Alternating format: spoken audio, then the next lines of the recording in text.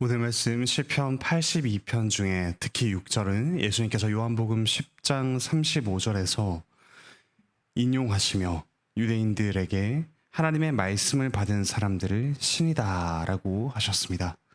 하나님의 말씀을 받은 사람이 하나님이고 하나님의 아들이라고 합니다. 언뜻 듣기에는 이해하기 어려운 것 같습니다. 하지만 이 말씀을 인용하면서 하나님께서 그분 당신이 신이요 신의 아들 하나님이시다 라고 하셨습니다. 우리가 하나님의 아들이신 예수님 안에서 하나님의 자녀로 성장하기 위해 이 시편 82편은 아주 중요한 교훈을 줍니다. 먼저 1절에서 신들이라고 나옵니다. 여기서 신들은 예수님의 해석에 따르면 사람들입니다. 출애굽기 22장 8절부터 9절을 보시면 신들이라는 말이 또 나오는데 이들은 곧 재판장들을 가리키는 말이었습니다. 재판장은 하나님의 말씀을 받고 또한 하나님의 권위를 받아서 하나님 대신 재판했습니다. 그러므로 곧 하나님이라고 불렸습니다. 하나님의 대리자라는 뜻이죠. 또한 여기서 신들의 모임이라는 말은 또는 회중이라고 번역되기도 하는데 재판관들이 다스리는 백성을 가리킵니다.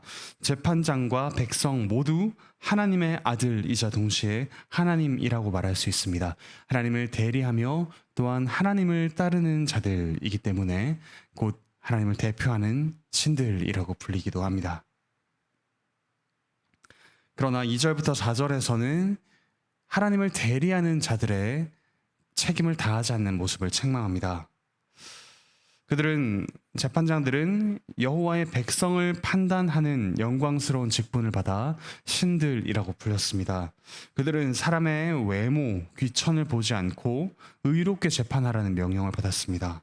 하지만 그 재판장들이 하나님의 편에 서서 공의를 시행하지 않는 모습을 보입니다. 그들이 악인의 편을 들고 강한 자들, 부자들의 편, 그들에게 이익이 되는 자들의 편을 들면서 가난한 사람을 억울하게 만드는 판결을 내립니다. 하나님의 뜻을 저버리죠. 3절부터 4절에 나오는 가난한 자, 고아, 곤란한 자, 빈궁한 자, 궁핍한 자라는 표현은 곧 이스라엘이 애굽에서 종살이할 때 사용한 말입니다. 그런 이스라엘을 하나님께서는 내 아들, 내 장자라고 부르시며 이집트의 압제에서 구원해내셨습니다. 또한 이와 같이 구원받은 소중한 하나님의 백성이기 때문에 이스라엘 역시 어려운 사람을 돌보라는 명령을 받습니다. 재판장들은 약한 사람을 악한 자들에게서 구원하여 내는 하나님을 보여주는 자들이었습니다. 그러므로 바로 그들이 하나님이라고 불릴만 하였지요. 하지만 지금 5절에 나오듯이 재판장들은 사람이 하나님의 아들이요 재판장 자신도 하나님의 아들임을 망각하고 있습니다. 하나님 대신 탐욕의 우상을 섬기고 있었습니다. 가난한 사람을 멸시하고 부유한 악인의 편에 서 있었습니다. 하나님의 의가 하나님 나라의 기초입니다. 그런데 지금 그 의가 없어집니다. 그러므로 땅의 기초가 흔들린다라고 합니다. 하나님의 말씀을 깨닫지 못하여 어둠과 혼돈 속에서 지도자와 백성이 모두 방황하고 있습니다. 마치 이 세상이 제대로 창조되기도 전에 혼돈하고 공허한 그리고 흑암이 깊음 위에 있는 그런 모습을 나타내고 있습니다.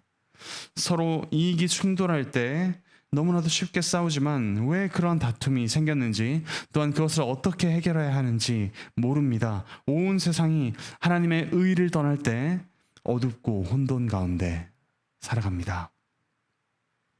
그런 악한 지도자들에게 6절부터 7절에 나오듯이 하나님께서 정의로운 판결을 내리십니다. 그들은 원래 하나님의 말씀을 받았기 때문에 하나님이고 또한 지극히 높으신 하나님의 아들이라는 고귀한 신분으로 살아갈 수 있었습니다. 하나님의 말씀을 통해 하나님께 가까이 할 수 있는 영광을 누릴 수 있었습니다. 영원히 죽지 않고 하나님의 아들처럼 되게 해주겠다는 약속을 받았습니다. 하지만 그들이 그 고귀한 직분을 바르게 감당하지 못할 때 하나님께서 그들에게 사망을 선언하십니다. 그들이 평범한 사람처럼 죽을 것이고 다른 통치자들처럼 죽을 것입니다. 그들의 직책을 박탈하고 하나님께서 그들의 생명을 거두어 가시겠다고 말씀하십니다. 8절에서 이 노래를 노래하는 시인은 어두운 가운데 있는 온 땅을 하나님께서 심판하여 주시기를 간구합니다. 하나님께서 행하시는 의로운 재판은 하나님께서 의롭게 온 세상을 다스리시는 일입니다. 하나님께서 재판하시고 통치하시는 것이 백성과 온 세상에게 구원이자 참된 행복이 됩니다. 오늘 말씀을 인용하시면서 예수님께서는 요한복음 10장 34절부터 36절에서 이렇게 말씀하십니다. 너희 율법에 기록된 바 내가 너희를 신이라 하였노라 하지 아니하였느냐. 성경은 패하지 못하나니 하나님의 말씀을 받은 사람들을 신이라 하였거든. 하물며 아버지께서 거룩하게 하사 세상에 보내신 자가 나는 하나님의 아들이라 하는 것으로 너희가 어찌 신성모독이라 하느냐. 예수님께서 신이라는 말은 두 가지를 뜻한다라고 말씀하십니다.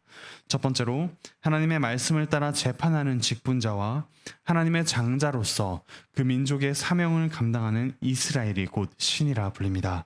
그리고 그보다 더 중요하게 예수님 자신이 진정한 하나님의 아들이라고 말씀하십니다. 예수님 당시 이스라엘의 종교 지도자들은 하나님의 말씀을 깨닫지도 그 말씀대로 살아가지도 않았습니다. 돈을 좋아하고 고아와 과부들을 고통 속에 내버려 두었습니다. 하지만 하나님의 진정한 아들이신 예수 그리스도께서는 이 땅에 오셔서 고아와 과부들을 돌보시며 병들고 약한 자들을 고치시며 그들에게 힘을 주셨습니다. 또한 하나님의 아들이지만 그것을 깨닫지 못하는 이 죄인들을 위해 하나님의 아들이 버림받는 그런 형벌을 대신 지셨습니다. 참된 하나님의 아들로서 받아야 할 무한한 존귀와 영광을 버리시고 죄인인 우리가 받아야 마땅할 그 사망과 하나님의 저주를 감당하셨습니다. 그로 인해 이제 우리는 하나님의 아들이신 예수 그리스도 안에서 하나님의 자녀가 됩니다. 하나님의 자녀로서 하나님의 말씀을 깨닫고 성령 하나님께서 깨닫게 하여 주시는 대로 또한 힘을 주시는 대로 하나님의 자녀답게 살아갑니다. 하나님의 의를 이루어 갑니다. 공의와 정의를 감사함으로 행하여 갑니다.